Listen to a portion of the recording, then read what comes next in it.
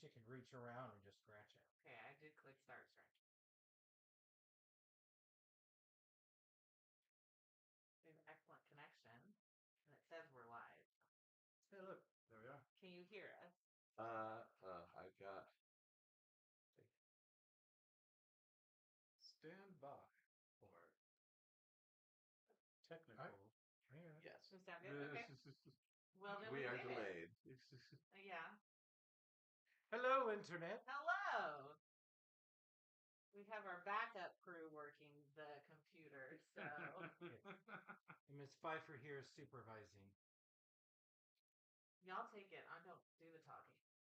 All right, so hello, welcome. We are the Knights of the Drunk Watch, and we're here for a quick talk back before watching episode 2 of season 2 of House of the Dragon, which we will live stream our watch at 9 o'clock after the episode is aired for everybody else. 9 o'clock Central Time. So if you want to come back and see what we think as we're watching it, because we're going to talk through the whole damn thing because we all watch it later anyway. Turn up the input on the mix, Mike. Okay. So I'm going to scream. No. I love that we're getting technical help via the It's all the way up, though. Settings there? I have nothing to do with this setup. No, that was too. Like, it's all the way up. Is there something physically on there that could be Yeah, turned up? it's red. It is on. No, but is there any sort of physical thing I that don't can be think turned so. up? No. Interesting. I mean, I could hear something, but it wasn't loud.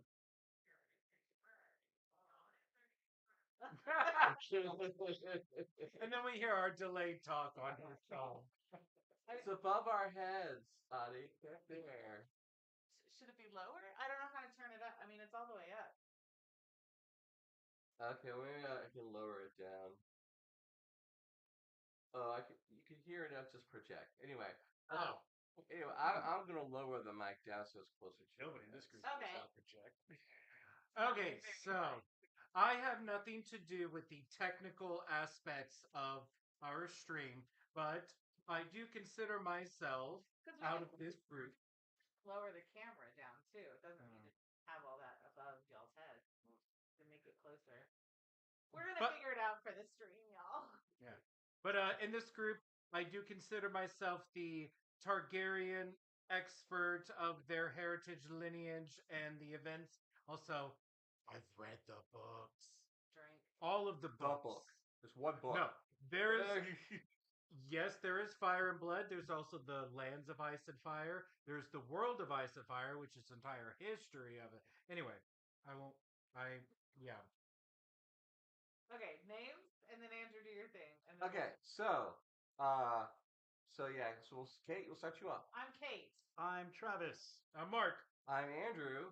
We're the Knights of the Drunk Watch, And now now our talk begins. So I guess I will start real quick because I'm the one who studies the beginning of the show, and I studied the credits. So Opening credits. I was very disappointed when they changed the credits initially because I spent a lot of time catching up on all the credits from the first season. There were 3 different versions. I watched other people's opinions. All of the TikTok videos. Yeah, I understand what they meant, and I was ready to see what they changed, and they changed it up entirely. So we have a new credit sequence. But I think if you watch the credits, you will have noticed that basically it's a Cliff Notes version of the Targaryen history, which is what was portrayed in the original credits on the model of Illyria. But it's embroidery. I like that. So now it's embroidery, and it gives you a Cliff Notes of the history of the Targaryens, and then kind of gives you a quick summary of what the first season was all about. So we had, Rhaegar, who was the king that picked Viserys? Jaharis.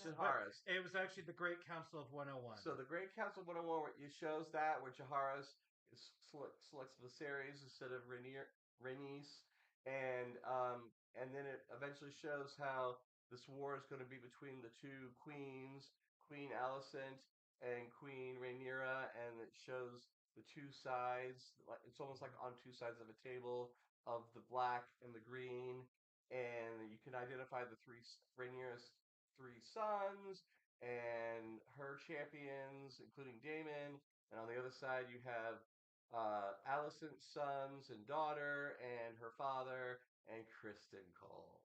Um, Well, and Kristen's then not gonna get finally, any it shows an image of King Aegon and Queen Rhaenyra kind of on their separate thrones, and it ends showing uh, Luke being killed by Vagar Vagar and and Aemon. Aemon, but it was really Vagar because we lost control of Vagar. So that's what the credits showed on the first episode. So if it goes by last season's model, it probably won't change right away.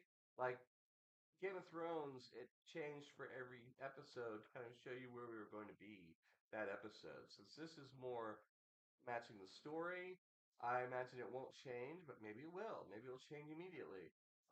But It might change slightly, but I mean, or it we've might wait a couple episodes and then change well, like I said, it drastically. changed three times. It changed. It was the one beginning. It changed in the time jump, and it changed for the last two episodes. So, but the credits from the first season all play out on the model of Valyria that Viserys had in his room, and I don't know if you I caught it. didn't like those. What? I didn't like the credits. That's The blood regardless of ones. that conversation. I love the credits, and but this one is a tapestry, and if you've watched it in the first episode, Helena is working on a tapestry with the same colors. So Ooh. I think the credits, if they stay consistent, at least, it's Helena's tapestry she'll be working on all season long. Because we may get hints about things that are going to happen, because she is, of course, can see the future, and it says weird things about it that no one understands. She can see. She says tiny bits that make no sense until suddenly they make sense. Um, yeah. That's me. What's our? Do we have nuggets? We don't. I didn't rewatch it. I didn't do any nuggets. Okay. Um. So I'm pretty useless. okay. I have all Well, the so things. so then I'll say in general on this first episode, it was. I mean, it was typical of a season premiere. It's yes, some very dramatic stuff happened last season, but now it's more of just everyone recovering from the effects and sort of putting their like chess pieces in place. So right now it's just everyone preparing for what is about to come. But Okay. anyways, I mean that's pretty much it. all right. So well then here I'll say my spiel. Yeah. Spiel away. So I'm gonna just go ahead and take one big drink because I'm gonna say in the books about 4 times at least in this. If you're tuning in, count them off with us. I'll drink more at the end if I have to. But all right, so I did read an article that I about reviewing this last episode that I thought was very interesting. It was called the it was about the showrunners, and it was pretty much saying the weakness of the House of Dragon series is becoming more and more obvious. And this is not in a bad way. This is written by a I'm going to say it. And this is written by a fan of the show. So we are no way crapping on the show. But I think it is very true having read the book.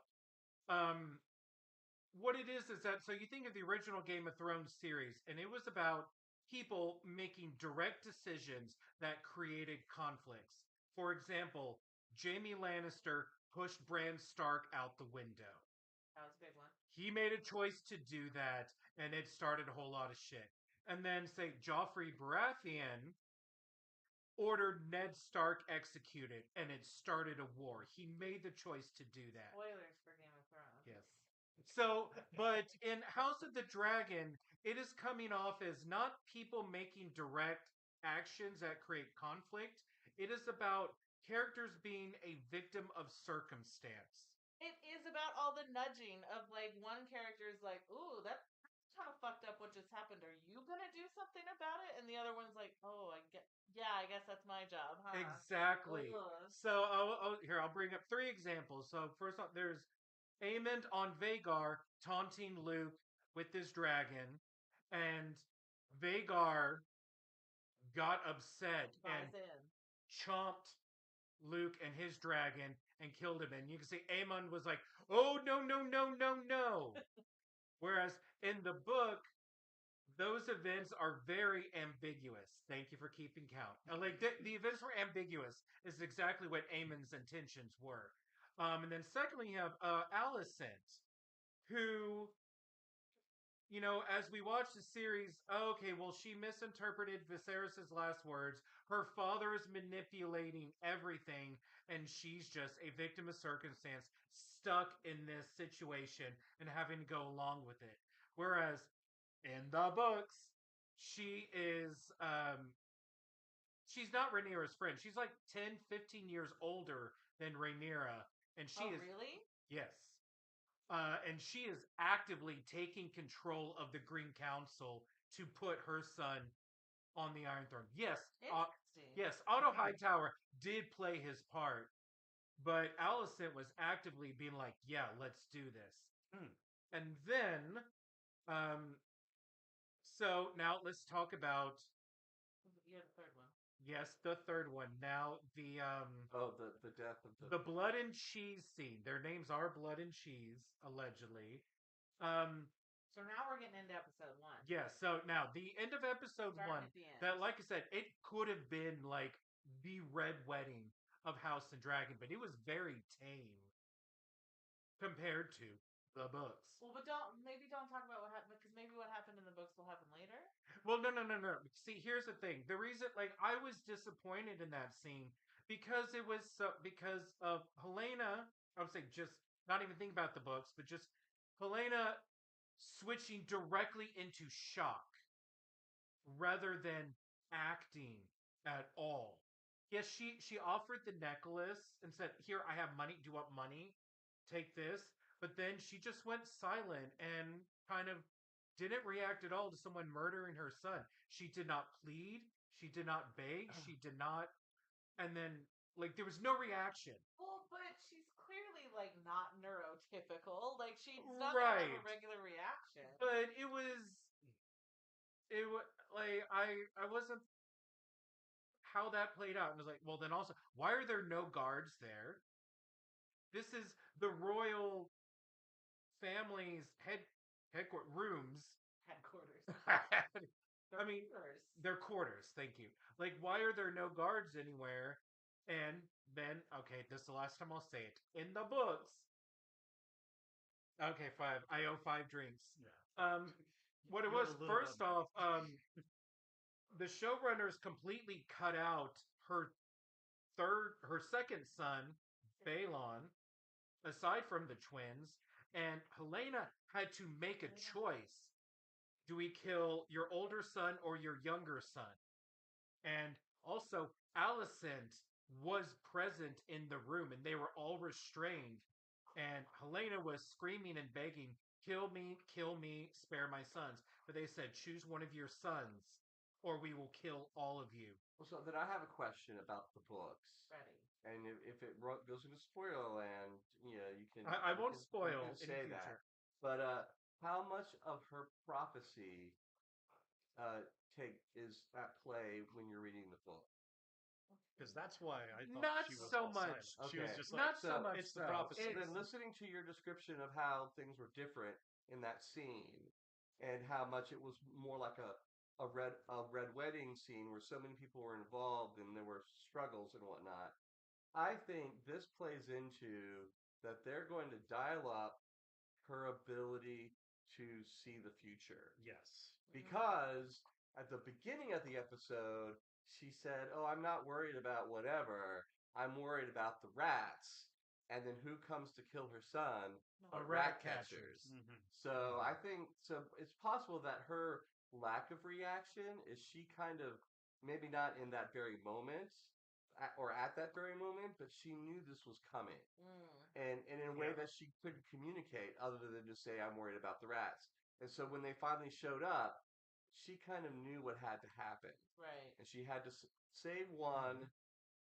I mean, put up one to save the rest of them, and take off. And then going on her mother and Kristen Cole, who I so wanted to love Kristen Cole that first Right. season, Oh and my he was like gosh. he Rhaenyra, and then he like, and then he so then he like he's too righteous to be with her. Okay, fine, whatever. And then he became a dick. And now he's sleeping with Alicent. And I think that is just wrong. Alicent can have a lover, but not Kristen Cole. That's awful. I hate him. He's more Allison, not part So of it. I will say, in response to your thing, I will not respond to what you said. Oh, Um, no, because of things that I know, Nope, yep, I'm not yep, going thank to you. do anything. But it was it back to my original thing of characters making deliberate choices versus being a victim of circumstance, and I think it's slightly getting weakened in the adaptation, and that was my general thing. I mean, no, I did not want to see more blood and gore in that particular There scene. are more people involved. There's Right, more but of a but struggle. you could have done it Yeah. without blood and gore, but just seeing again characters making choices. And now think about how this might play out in the future for Alicent, as far as like her guilt. I guess it could have been the her horror of witnessing this happen versus now it might play out. Well, gosh darn, I feel guilty because I was busy screwing the guard who should have been protecting them. So anyway, That's true. That maybe he was the guard. there were that zero night. guards, and this is what bothers me. Well, Yes, it was maybe because he was in bed with the queen. yes. Now there the are other queen. there are 7 King's Guard. They are the highest of the guards, whose responsibility is to protect not only the king but all of the royal family. However, they still have more guards in the castle. That it's like, oi, you stand by these doors and make sure random strangers don't get in. Okay, so before I wrap this up with the question, Mhm. I just want to say one thing. The men of House of the Dragon are for shit. Because if the women were left in charge, I think even Helena is part of this group now. If the women were left in charge, if Alicent and Rhaenyra just went into a room and talked it out without Daemon getting involved, without years ago. If that had or- happened or- years or ago, even even- now, No, do you no, think? even well, now, I think I mean, so. the thing is every step that pulls them apart is because of a man. Yeah. A decision a man made, a crappy decision a man made. And, I mean, we're going to get further and further away from the ability to do that, so maybe not even now. But you know what? Since it ended up being her grandson and not her son, there could maybe be hope there. Well, see, Because it yeah, is kind if of they just like called a truce now and be like, okay, yes, I've lost a son, you've lost a grandson. Let's call a truce before this gets even worse. But Aemon is the worst king. Okay, so we have a question in the chat. Do we have any predictions of episode 2? I think Kristen Cole is going to get some more of that Allison. I had to say, when they first introduced them, I was like, way to go, Allison, getting some. And then all of a sudden, it was like, that's Kristen Cole. Just going by what like no spoilers, just going by what you saw on next week on or next season on, I think there is going to be a royal funeral because we saw Alicent and Helena wearing the black veils. So I think there is going to be a funeral, but I think my question now is another thing I read was about Aegon comparing the actor playing Aegon comparing himself to Joffrey, whereas Joffrey was like cruel and calculating. Aegon, he calls himself like just reacting. Yeah. So I think Aegon, in light of this, is going to do something crazy. I actually don't know what exactly he's going to do. I think Aegon is now Aegon's time probably now that what's his grandfather's name? Viserys? No. Aegon's. Otto? Otto. Yeah. Now that Otto's no longer the hand of the king, and I'm assuming it's Lara Strong, that he's going to. At least that's what I thought he was playing up. It's like Otto shouldn't be the hand of the king. Lara Strong. So I believe Lara Strong will be the hand of the king. I Yes, know and he's going to that will happen this And episode. he's going to give Aegon more rope to hang himself, or to feed fire to the war. Yes. And Aegon is going to do something incredibly stupid. And also, we haven't seen Aegon's dragon yet, Sunfire, who is supposed to be golden and is supposed to be the most beautiful of all the dragons. Okay, so I think that should wrap us up so that people can Yeah. go watch the episode, which premieres in just about 10 minutes or so. So we'll be back at just after 9 o'clock to watch the episode ourselves. We will not be showing the episode on screen. So if you think, oh, I'll be able to watch it for free with Knights of the Drunk Watch, you will not see We the can't. episode. It will Copyright just be episode. us reacting. We will HBO tell will you when shut us we're down starting if it they if you show do it. want to watch along, or at least try to keep up where we are if you've just seen it yourself. So that will be back for the live stream just after 9 o'clock Central Time, which is shortly after the episode has premiered on HBO. So, Yes. if that's it, we are the Knights of the Watch, and now our talk has ended. Thank you Good for night. joining us, Hopefully we'll see you back listening at to night. our rambling. Yeah. Oh, it's 6 in the morning where this guy is. Right. Woke up to watch the new episode. Great. Yeah. So you can watch us watch it. Good lord, 6